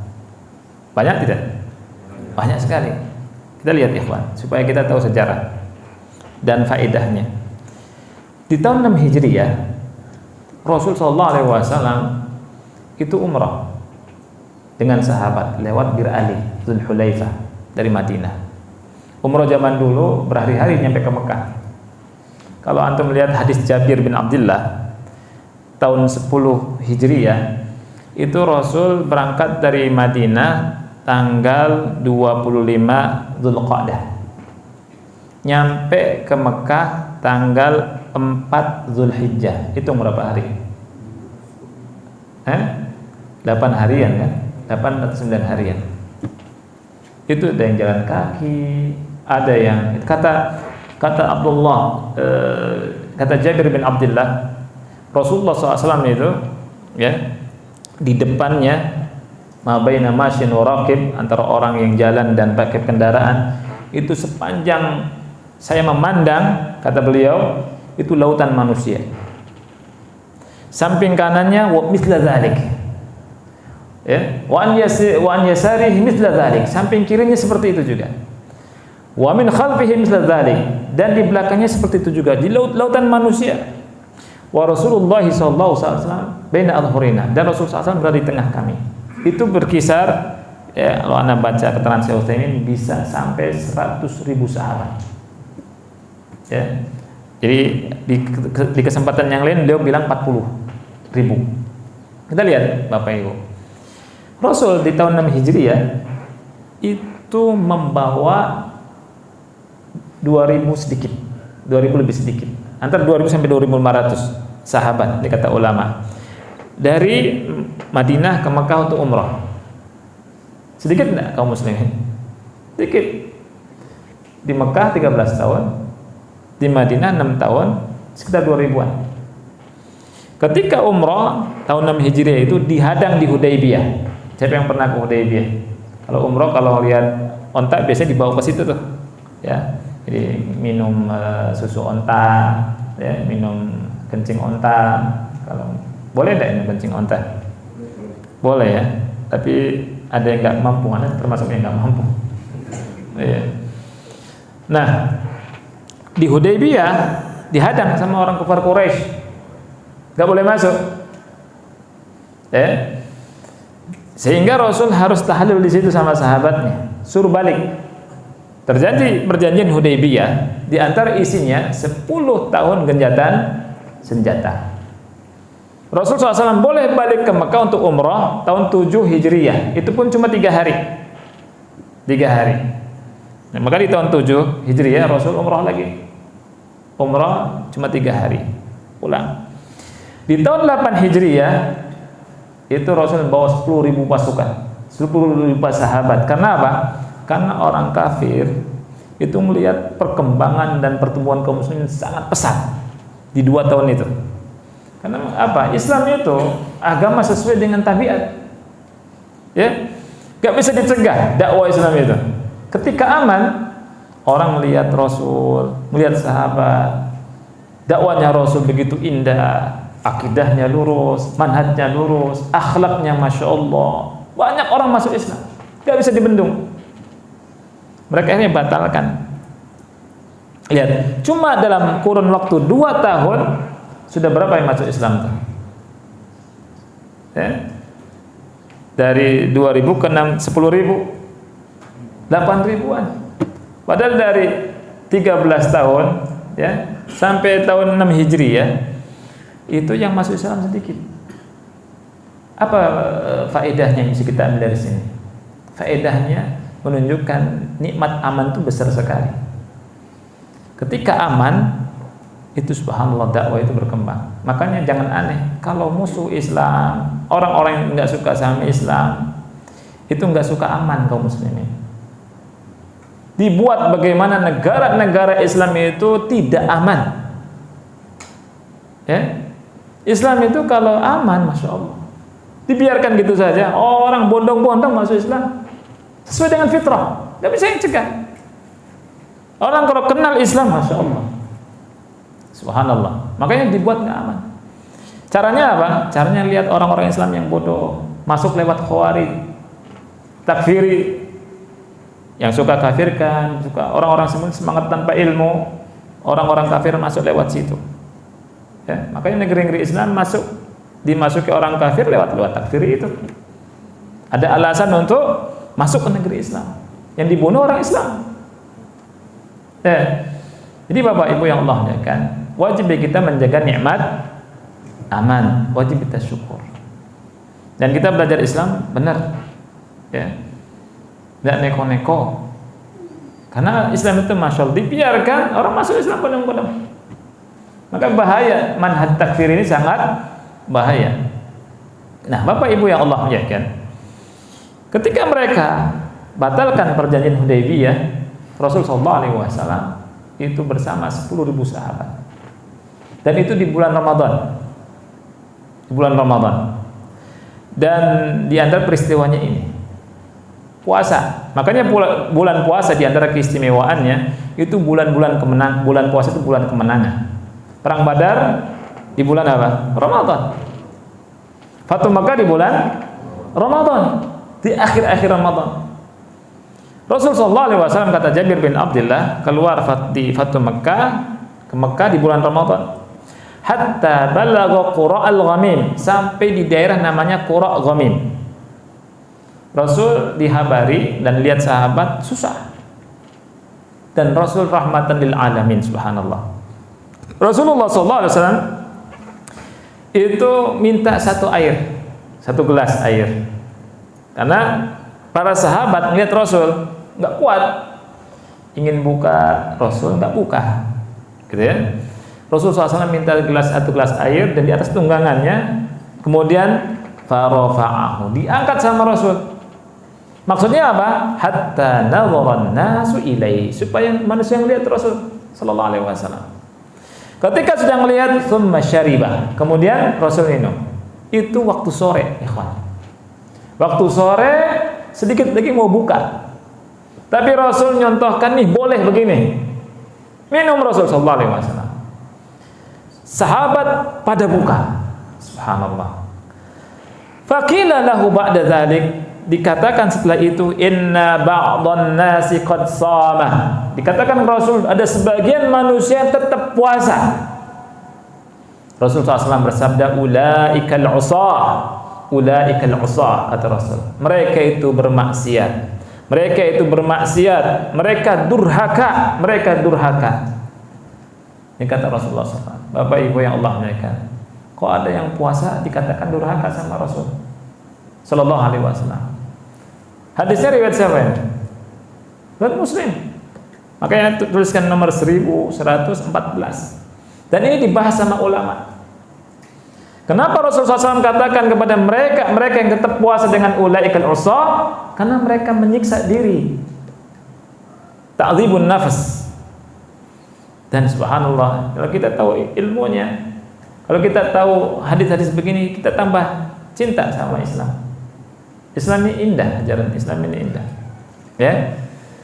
Jadi ada kondisi yang dikatakan kondisinya masyaqqah syadidah jiddan, boleh buka.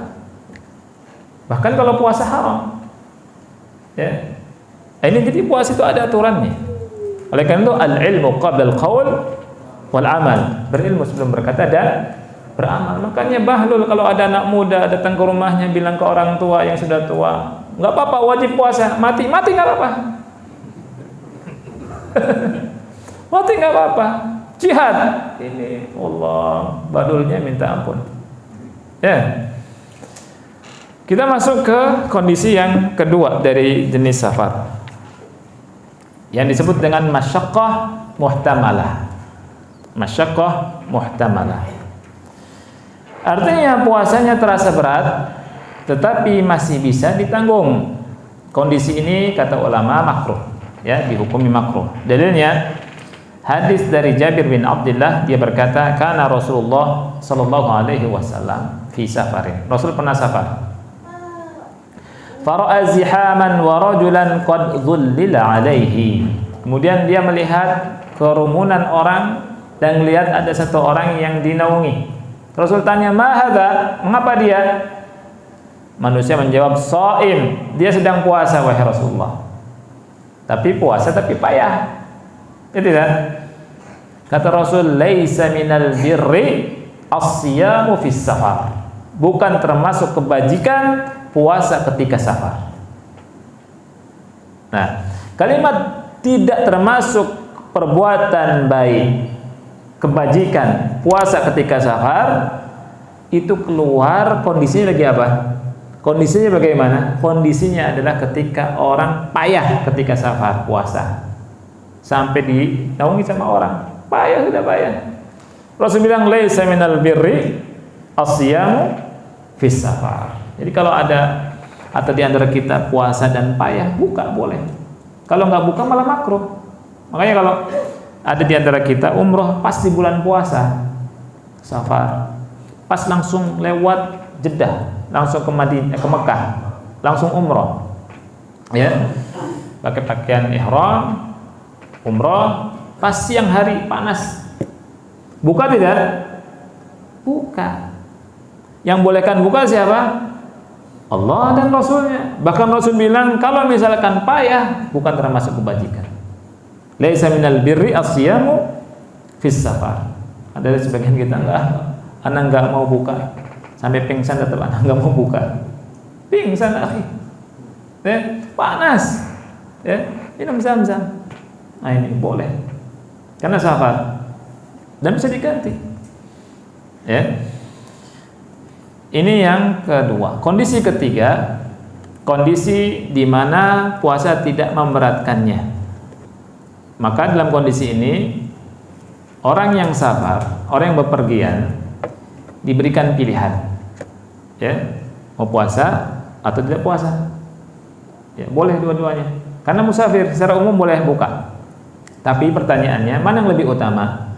Buka atau tetap puasa? Puasa. Apalagi kondisinya nyaman. Biasanya safar di masa sekarang nyaman. Safar masa sekarang nyaman. Antum misalkan safar ke Medan, ya, safar ke Medan pakai pesawat kan? Milih pesawat Garuda deh, yang itu, misalkan. Atau apa namanya, Citylink, misalkan gitu ya. Kita dari rumah ke bandara diantar pakai mobil, AC enak nyaman, tidur. Besawal, ya. Di bandara enak, adem. Masuk pesawat enak, walaupun ekonomi AC, tidur. Ya tidak? Ada pesawat pakai kipas angin? Nggak ada kan? Nyaman kita, masya Allah. Nyampe ke mana? Ke Medan, dijemput sama keluarga di sana. Asik juga. Nyampe makan, nggak puasa. Kan itu. Lebih utama puasa kalau nyaman seperti ini.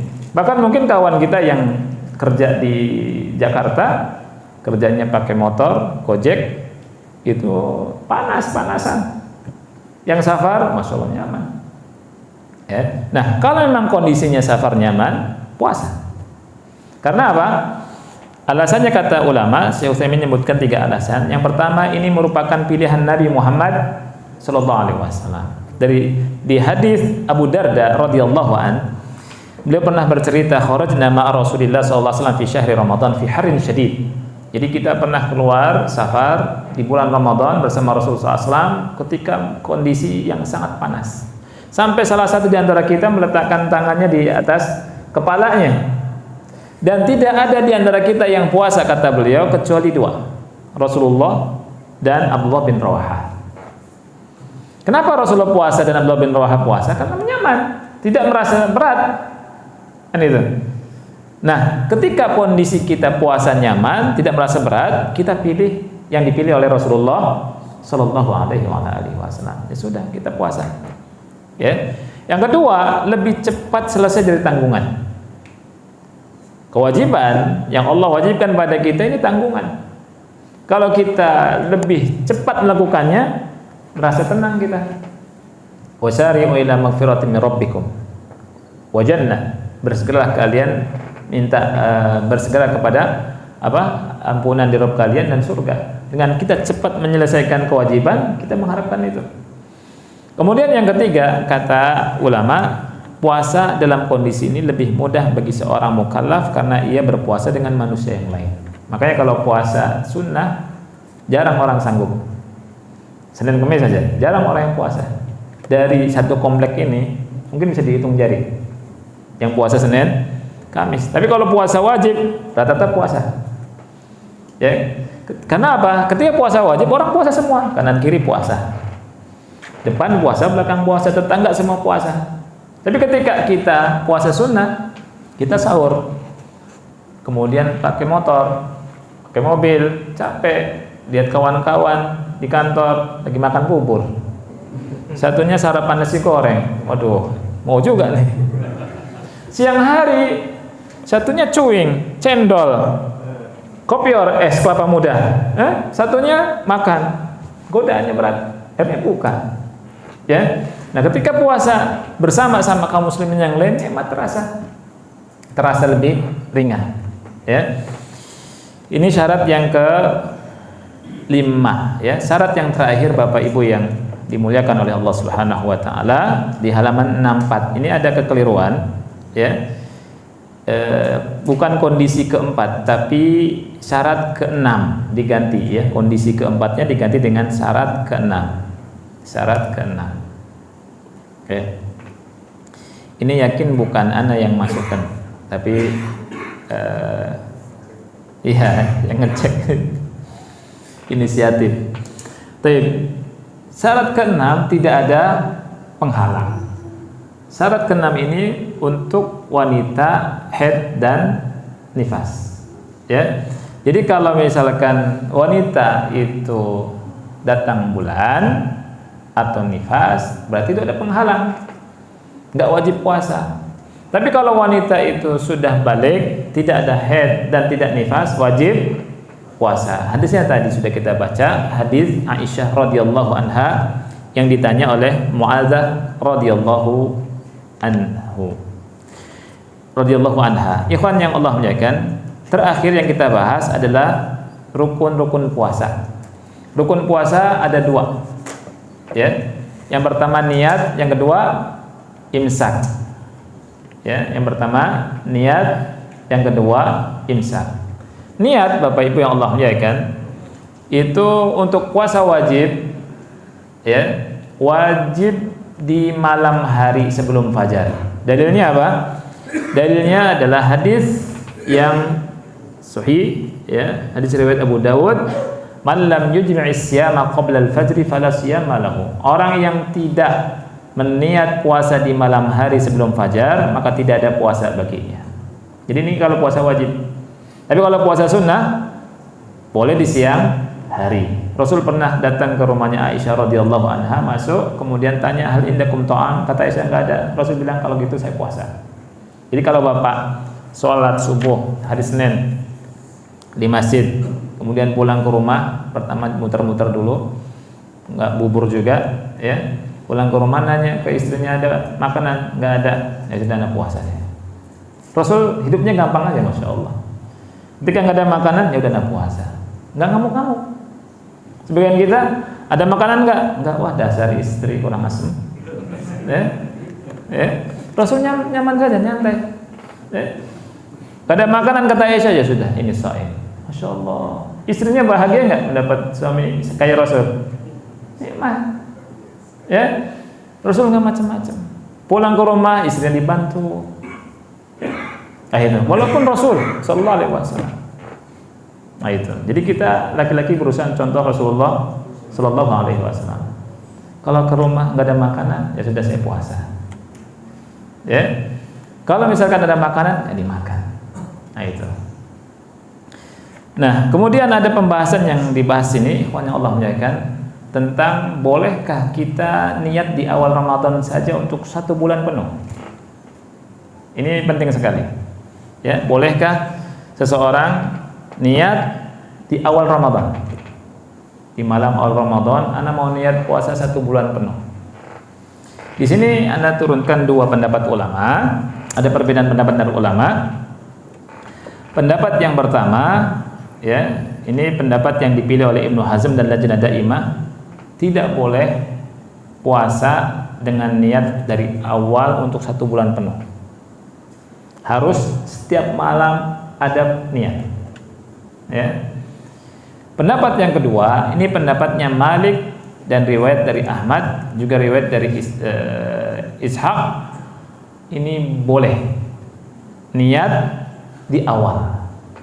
Jadi niat di awal untuk 1 bulan. Dan ini pendapat yang dipilih oleh Syekh Muhammad bin Shalih Utsaimin rahimahullahu taala dan Syekh Bassam seingat tangan. Ya. Jadi kata Syekh Muhammad bin Shalih Utsaimin, seperti sholat, ada beberapa rakaat kita niat cuma 1 di awal. Ramadan juga demikian. Kita niat 1 Ramadan untuk 1 bulan penuh. Ya, dan ini pendapat yang lebih tepat. Ya. Karena kalau misalnya antum ditanya, antum mau puasa 1 bulan atau cuma 5 hari? 1 bulan cukup. Ya. Maka niat di awal cukup. Tetapi kalau ada kondisi di mana antum di tengah-tengah nggak puasa, karena misalkan safar atau sakit, misalkan tanggal 11, 12, 13 safar nggak puasa, di tanggal 14 yang mau puasa lagi, niat lagi. Ini lebih nyaman pendapat ini. Karena apa? Karena ketika seseorang ketiduran di malam hari, bangun jam 6, bisa terjadi nggak? Bisa. Ini bagi pendapat, ya kata ulama, bagi pendapat yang mengatakan tiap malam puasanya nggak sah. Bagi pendapat yang mengatakan di awal boleh, puasanya tetap sah. Karena niatnya sudah dari awal. Ya, walaupun ada pendapat Syekh Shalih Fauzan yang mengatakan ya dia tertidur tapi ada niat, itu boleh. Tapi kan sama aja sebenarnya, kita dari awal puasa niat dari awal Ramadan. Dan ini pendapat yang lebih kuat dari 2 pendapat ini. Wallahu a'lam bishawab. Kemudian Bapak Ibu Allah muliakan, yang kedua adalah imsak. Imsak ini menahan diri dari makan, minum, ya, dan dari hal yang membatalkan puasa sejak terbit fajar sampai terbenam matahari, ya. Nah, Bapak Ibu yang Allah muliakan, kita lihat halaman 68 sampai 69. 68 sampai 69. Ana bawakan fatwa dari Syekh Utsaimin rahimahullahu taala tentang masalah imsak. Ya, karena ada masalah imsak ini, ada yang berlebihan, ada yang berkurang-kurang. Kita lihat. Saudaraku yang semoga dirahmati Allah, ana akan bacakan saja. Wajib disyukuri tentang pemahaman sebagian kaum muslimin yang makin baik akan pentingnya kembali kepada sunnah, diantaranya dalam masalah imsak. Makin banyak yang menyadari bahwa imsak itu dimulai sejak terbit fajar dan tidak dipatok dengan beberapa waktu sebelum terbit fajar. Akan tetapi di sisi lain ada yang berkata imsak itu sampai terdengar muadzin mengucapkan la ilaha illallah. Ya. Apakah ini benar? Berikut ini penulis nukilkan fatwa Syekh Muhammad bin Shalih Utsaimin rahimahullah untuk menjadi perhatian buat kita semua ketika beliau menjelaskan hadis berikut. Hadis apa? Hadis ini. Idza sami'a ahadukumun nida wal inau ala yadihi falyadha'hu hatta yaqdi hajatahu minhu. Artinya jika seseorang di antara kalian mendengar azan sedangkan bejana masih ada di tangannya, maka janganlah ia meletakkannya hingga ia menunaikan hajatnya hingga selesai. Di taujih yang kedua dari hadis tersebut, beliau berkata, ia merupakan rukhsah. Ini kata Syekh Utsaimin. Hadis ini merupakan rukhsah, keringanan. Ketika seseorang sudah mengangkat air minum untuk dia minum yang mana dirinya menginginkannya, oleh karena itu seandainya ia ada di lantai, maka janganlah engkau mengangkatnya dari lantai, tetapi yang dimaksud bejana yang di tanganmu. Ini pemahaman siapa? Syekh Muhammad bin Shalih Al-Utsaimin rahimahullahu taala. Ada penanya yang bertanya kepada Syekh Muhammad bin Shalih Al-Utsaimin yang bunyinya, apakah benar orang yang berpuasa boleh makan dan minum sampai muazzin mengucapkan la ilaha illallah, dan apa dalilnya? Beliau menjawab, tidak benar. Tetapi jika kita mengetahui bahwa muazzin tidak mengumandangkan azan kecuali saat terbit fajar, maka wajib bagi kita untuk imsak, arti menahan diri dari saat dia azan. Bukan nunggu sampai la ilaha illallah, ini enggak benar. Ya. Ini dengan dasar sabda Nabi Muhammad SAW, sesungguhnya Bilal azan di malam hari, makan dan minumlah hingga Ibnu Ummi Maktum azan, sesungguhnya dia azan sampai terbit fajar. Baik. Jadi ini fatwa dari Syekh Muhammad bin Shalih Al-Utsaimin rahimahullahu taala. Wallahu a'lam bishawab. Bapak Ibu yang Allah muliakan, mungkin ini yang kita bahas ya, tentang masalah Ramadan dan puasa Ramadan, dan antum bisa selebihnya baca di rumah kalau ada kesempatan ya, untuk masalah tarawih, Lailatul Qadar, kemudian i'tikaf, zakat fitr, Idul Fitri, dan apa yang dilakukan setelah Ramadan. Wallahu a'lam bishawab. Nah, kalau ada mau pertanyaan silakan.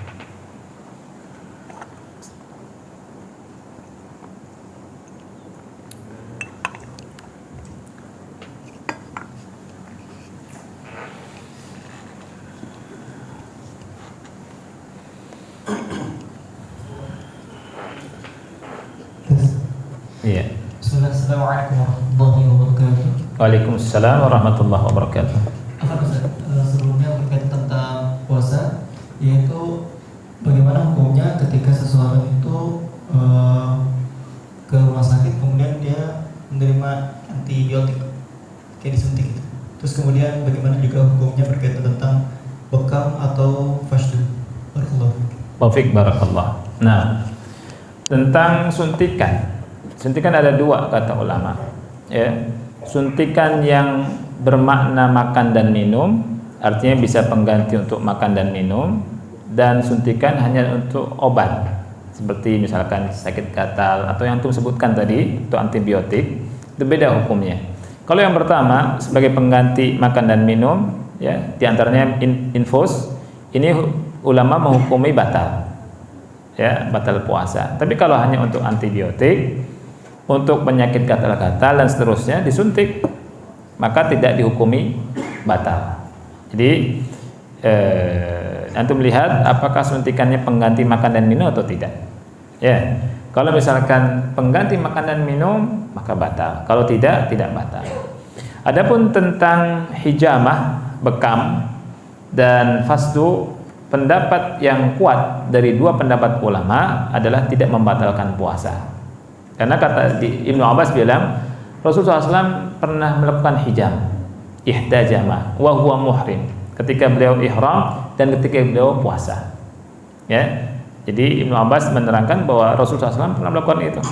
Tetapi hanya saja ulama berkata, seandainya dengan berbekam itu membuat lemas, ya, orang puasa jadi lemas, dihukumi makruh.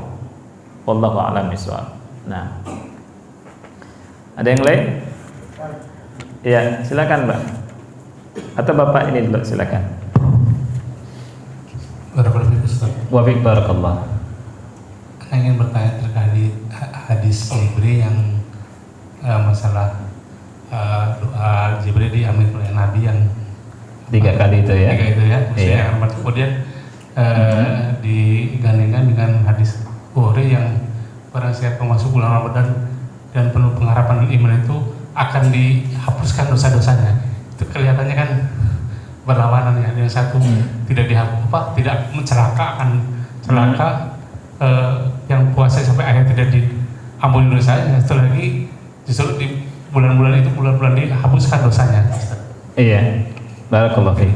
Nah, nggak ada perbedaan. Artinya tidak bertentangan antara dua hadis itu. Hadis Jibril yang diriwayatkan oleh Al-Imam Bukhari, yang Rasul SAW itu beramin 3 kali, ya kan Rasul aneh, kenapa Rasul amin 3 kali? Para sahabat merasa aneh, kenapa amin 3 kali? Dijelaskan sama Rasul. Yang pertama, rogima'an fumri'in, ya artinya celaka seseorang, gitu ya, yang Ramadan masuk tapi tidak diampuni, ya. Kenapa tidak diampuni? Karena dia tidak puasa, bisa jadi dia mengamalkan sesuatu yang Allah murkai, ya. Beda dengan hadis tadi, man shoma ramadhana imanan wa ihtisaban ghufira lahu ma taqaddama min dzambi. Orang yang puasa Ramadan dengan 2 dasar, dasar iman dan dasar mencari pahala, dosanya akan diampuni. Nah, jelas. Jadi yang kedua ini Rasul menjelaskan orang yang betul-betul ketika Ramadan ini dia menghadapinya dengan tenang, dengan sukarela, dengan sukacita. Dia pun puasa atas dasar iman. Makanya syarat diampuni kan atas dasar iman. Man shoma ramadhana imanan. Barang siapa yang puasa Ramadan atas dasar dia iman, bukan ikut-ikutan. Karena ada sebagian orang puasa ikut-ikutan. Tangganya puasa ikut puasa, malu sama mertua, malu sama anak-anak, diomelin sama istri, akhirnya puasa. Ini bukan atas dasar iman. Syarat mendapatkan ampunan itu iman. Yang kedua, ihtisaban, betul-betul mencari pahala. Jadi 2 di sini tidak bertentangan. Wallahu a'lam bishawab. Nah, silakan Pak. Ini dari Ahmad. Iya. Assalamualaikum warahmatullahi wabarakatuh. Waalaikumsalam warahmatullahi wabarakatuh. Pak Ustadz, mohon penjelasan ini masalah tentang sholat tarawih. Apakah utama dikerjakan dengan berjamaah di masjid atau kita berjamaah dengan keluarga di rumah sendiri? Karena alasan mungkin di masjid terlalu ramai atau kurang khusyuk dan kadang-kadang tumaninahnya kurang diperhatikan. Terima kasih. Wassalamualaikum warahmatullahi wabarakatuh. Waalaikumsalam warahmatullahi wabarakatuh. Nah, jawabannya adalah lebih utama berjamaah bersama kaum muslimin di masjid. Karena apa? Karena lebih ramai, banyak. Dan itu pun pernah dicontoh sama Rasul. Walaupun Rasul berhenti 3 kali, tetapi dihidupkan lagi di zaman Umar bin Khattab radhiyallahu anhu. Ya, ketika kaum muslimin sholat sendiri-sendiri dan sini ramai, sini sebagian berjamaah, ini tidak, dan seterusnya berantakan, Umar mengumpulkan jadi satu. Dan Umar berkata, ni'mat al-bid'atu hadhihi. Sebaik-baik bid'ah yang dimaksud, bid'ah dihidupkannya kembali sholat tarawih berjamaah. Sebaik-baik bid'ah ini, kata Umar bin Khattab.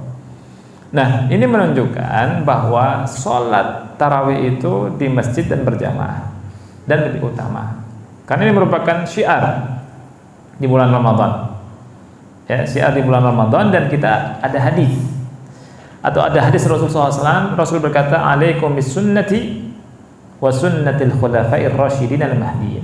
Wajib atas kalian memegang sunnahku dan sunnahnya khulafa' rasyidun. Sunnahnya Abu Bakar, Umar, Utsman dan Ali. Kemudian kelebihannya banyak. Kelebihannya adalah kita lebih semangat, ya. Ketika kita sholat tarawih bersama kaum muslimin, itu kita lebih semangat, ya.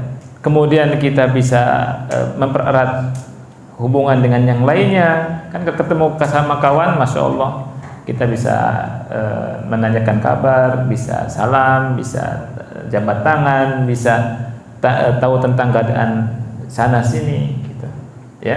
Nah, jadi syiarnya juga terjaga. Tapi kalau di rumah, ya, atau dengan keluarga, ini kadang dan banyaknya malah ini kurang semangat, lebih malas dan seterusnya. Seperti itu. Wallahu a'lam bishawab. Iya. Ya. Izin bertanya Ustadz, bagi ana yang masih punya utang puasa tahun kemarin dan mau mengqadha di penghujung bulan Sya'ban ini, apakah diperbolehkan? Sedangkan waktu sebelum Ramadan sebentar lagi. Jawabannya boleh. Jawabannya boleh. Ya, mengqadha, qadha kan wajib ya. Boleh. Ya. Dan karena pernah ditanya juga tentang bolehkah kita puasa sunnah setelah setengah bulan Sya'ban? Ya. Boleh tidak, ikhwan? Banyak pertanyaan seperti ini dulu tahun yang lalu WA. Makanya Anda turunkan di sini, Anda bisa lihat di halaman ke berapa sebentar? Di halaman ke 45. Hukum puasa setelah tanggal 15 Sya'ban. Ya. Ada dua pendapat ulama. Kalau Syafi'iyah mengatakan tidak boleh. Ya. Dalilnya idzan tasafa Sya'ban fala tasumu. Kalau sudah pertengahan bulan Sya'ban tidak boleh puasa. Tapi hadis ini dihukumi mungkar oleh Imam Ahmad, juga oleh Ibnu Ma'in dan Abu Zur'ah. Abdurrahman bin Mahdi juga demikian. Hadisnya lemah, dan kalau hadis lemah tidak bisa dijadikan hujjah. Oleh karena itu pendapat jumhur ulama, setelah tanggal 15 Sya'ban masih boleh puasa. Ya. Gimana bayar qadha? Boleh bayar qadha. Ya.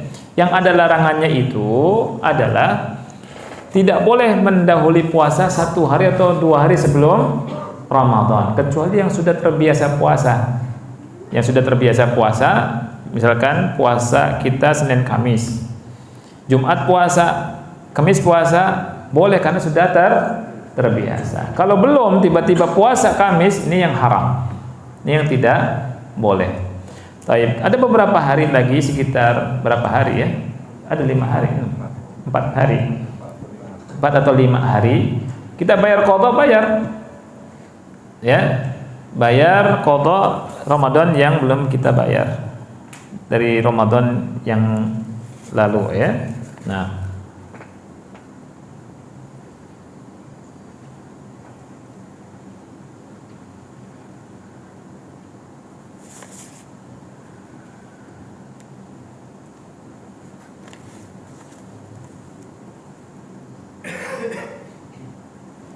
izin bertanya Ustadz, bagaimana dengan umrah dalam keadaan safar, tetap hukumnya wajib atau tidak? Tadi dikembalikan.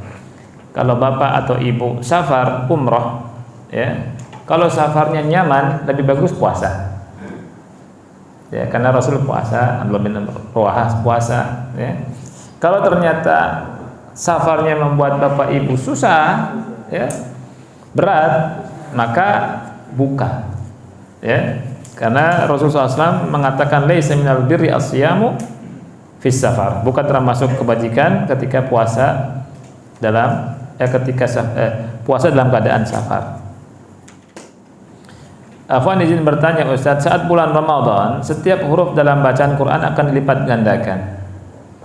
Baik, kalimat dilipat gandakan tidak hanya di bulan Ramadan ya. Hadis Abdullah bin Mas'ud di mana Rasulullah SAW bersabda, man qara harfan min kitabillah falahu hasanah wal hasanatu bi asyri amsalihha. Barang siapa membaca satu huruf dari kitab Allah dilipat gandakan menjadi 10 pahala. Ini bukan khusus di bulan Ramadan, tetapi di bulan Ramadan seperti yang Anda katakan ya, karena bulan Ramadan disebut syahrul Quran, kaum salaf itu fokus baca Quran di bulan Ramadan. Sebaiknya saat bulan Ramadan kita lebih baik berlomba memperbanyak bacaan Quran, khatam berkali-kali ya, atau lebih baik membaca sambil mentadaburinya namun tidak sampai khatam. Bagus dua-duanya. Ya. Jadi sebenarnya tidak pertentangan itu. Tidak pertentangan. Ya. Kan juga kita membaca Quran dengan tadabbur paling kuat paling 1 jam kali ya. Atau berapa menit, setengah jam kita bahas satu ayat dibaca dengan isinya, tadaburnya, lihat tafsirnya, lihat penjelasan ulama, maknanya apa, fawaidnya apa dari ayat-ayat yang ada. Plus kita apa? Plus kita membaca Quran khatam berkali-kali. Karena kaum salaf pun Hatam Quran berkali-kali. Gimana kalau nggak paham artinya? Nggak apa-apa. Karena Quran ini berkah. Dan Quran diturunkan untuk 3 hal. Untuk dibaca, ditadaburi, dan diamalkan. Ya. Jadi jangan sampai kita ini tertipu sama syaitan. Ada sebagian kita mengatakan, ngapain baca Quran kalau nggak ngerti artinya? Jadi saya tanya, antum bisa bahasa Arab nggak? Ada yang ngomong begini nggak bisa bahasa Arab. Dia bilang, ngapain baca Quran tapi nggak ngerti artinya? Saya tanya, antum ngerti bahasa Arab nggak? Ini yang ngomong nggak ngerti bahasa Arab. Pas dilihat, dia pun nggak hatamkan Quran, tadabburkan nggak? Tadabbur Quran pun tidak. Ini permainan syaitan sebenarnya. Tayyib, gimana caranya? Baca Quran semampunya. Sekarang betul nggak bisa tahu artinya, baca nggak apa-apa. Khatamkan sebanyak-banyaknya. Nanti belajar bahasa Arab, nanti dia tafsir, tadabbur, kan gitu. Jadi kemudian amal, karena Quran itu kata Syekh Utsaimin diturunkan untuk 3 hal. Untuk dibaca, untuk ditadaburi, dan untuk diamalkan. Ya, kalau kita baca belum bisa tadabur, ya kita baca aja dulu. Baca dulu. Karena apa? Rasul bilang kan, barang siapa yang membaca 1 huruf kitab Allah, dia mendapatkan 1 pahala, dilipat gandakan menjadi 10 pahala. Aku nggak katakan alif lam mim 1 huruf, alif 1 huruf, lam 1 huruf, mim 1 huruf. Jadi baca. Manfaat buat hati, manfaat kita dapat pahala dari Allah Subhanahu wa taala. Lembut. Orang yang baca Quran hatinya lembut. Orang yang dekat dengan Quran hatinya lembut. Kemudian kita baca bahasa Arab, tadabburi. Nah gitu. Ya. Jadi ikhwan Allah ya kan. Kita di bulan Ramadan ini contoh kaum salaf dan contoh ulama itu baca khatam berkali-kali. Ya. Kalau bisa sekali, kalau enggak 2 kali. Kalau misalkan mau ditambah 2 kali atau 3 kali khatam, ya. Jangan malas baca Quran. Pas teng Ramadan dari sekarang malah Sya'ban. Ya, Sya'ban ini kata ulama bagaikan rawatib. Rawatib salat wajib. Kan ada rawatibnya tuh. Ya, Sya'ban itu juga demikian.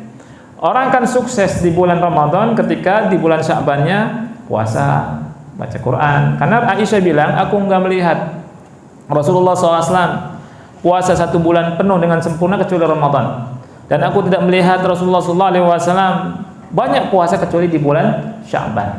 Jadi Sya'ban ini muqaddimah. Ya, nah kita baca, ya kita siap-siap. Pasti Ramadan kita pagi baca, siang baca, sore baca, malam baca. Pokoknya Ramadan bulan buat kita konsen sama Quran. Nah, itu. Qurannya yang sudah lecek beli baru. Beli di toko, ya kan? Kita baca. Ya. Saat Qurannya sudah berdebu, lagi debunya. Ya, baca. Jadi kita baca Quran. Di mana-mana bawa Quran, di tas bawa Quran. Kalau kita misalkan hidup dengan Quran seperti kita hidup dengan HP, Masya Allah, luar biasa tuh. Kita HP nggak lepas kan? Dari bangun tidur sampai tidur lagi HP di tangan. Sekarang bisa nggak Quran seperti itu? Saya yakin hafal kan? Kisah mufassal, hafal juz amma dan seterusnya. Ini tugas kita, ya. Jadi Bapak Ibu yang Allah muliakan, semangat kita baca Quran. Afwan, Anda izin bertanya. Untuk zaman sekarang maksimal jarak yang dihitung safar berapa jauhnya? Yang sekarang alhamdulillah sangat mudah menemukan tempat istirahat ketika safar yang memudahkan untuk tetap berpuasa walaupun safar. Ya. Ada perbedaan pendapat para ulama.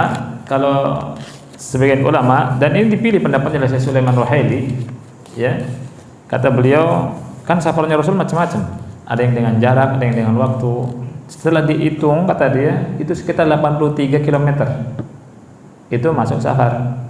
Tapi sebagian ulama, dan ini milih pendapat yang ini, adalah kembali ke uruf adat kebiasaan manusia. Kalau misalkan itu dihitung sudah safar. Kalau belum. Ya. Nah, walaupun sekarang nyaman, tetap safar.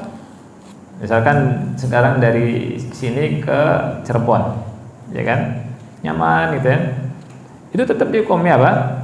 Safar, walaupun nyaman, seperti itu. Kita tidak lihat nyaman atau tidaknya, tapi lihat safar atau tidaknya. Ustadz, bolehkah membayarkan fidyah untuk ayah saya jika beliau tidak mampu untuk puasa dikarenakan sakit pecah pembuluh otak? Boleh, ya. Boleh membayarkan fidyah untuk orang tua. Ustadz, bolehkah makan sahur hanya minum air putih dan makan cabai? Makan korma. Boleh. Air putih dan korma boleh, ya. Bahkan kormanya sahurnya Rasul dengan korma bagus. Bukannya dengan korma juga bagus, ya. Jadi antum siap-siap beli korma sekarang buat Ramadan. Bagus itu.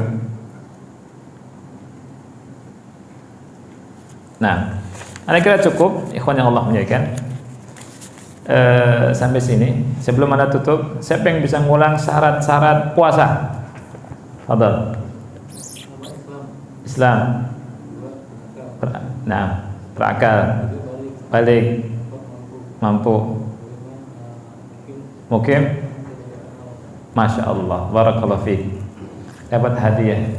Ini buku 2 saja langsung. Iya kan? Buku kitabah cara nulis bahasa Arab yang kitabah, masya Allah, dari alif sampai ya. Tapi bagus sekali buat kita belajar. Tapi Bapak Ibu yang Allah muliakan, ini saja barangkali yang bisa kita bahas, ya. Mudah-mudahan manfaat dan semoga Allah Subhanahu wa taala memberkahi pertemuan kita. Kita akhiri subhanakallahumma bihamdika asyhadu an la ilaha illa anta astaghfiruka wa atubu ilaik. Wassalamualaikum warahmatullahi wabarakatuh.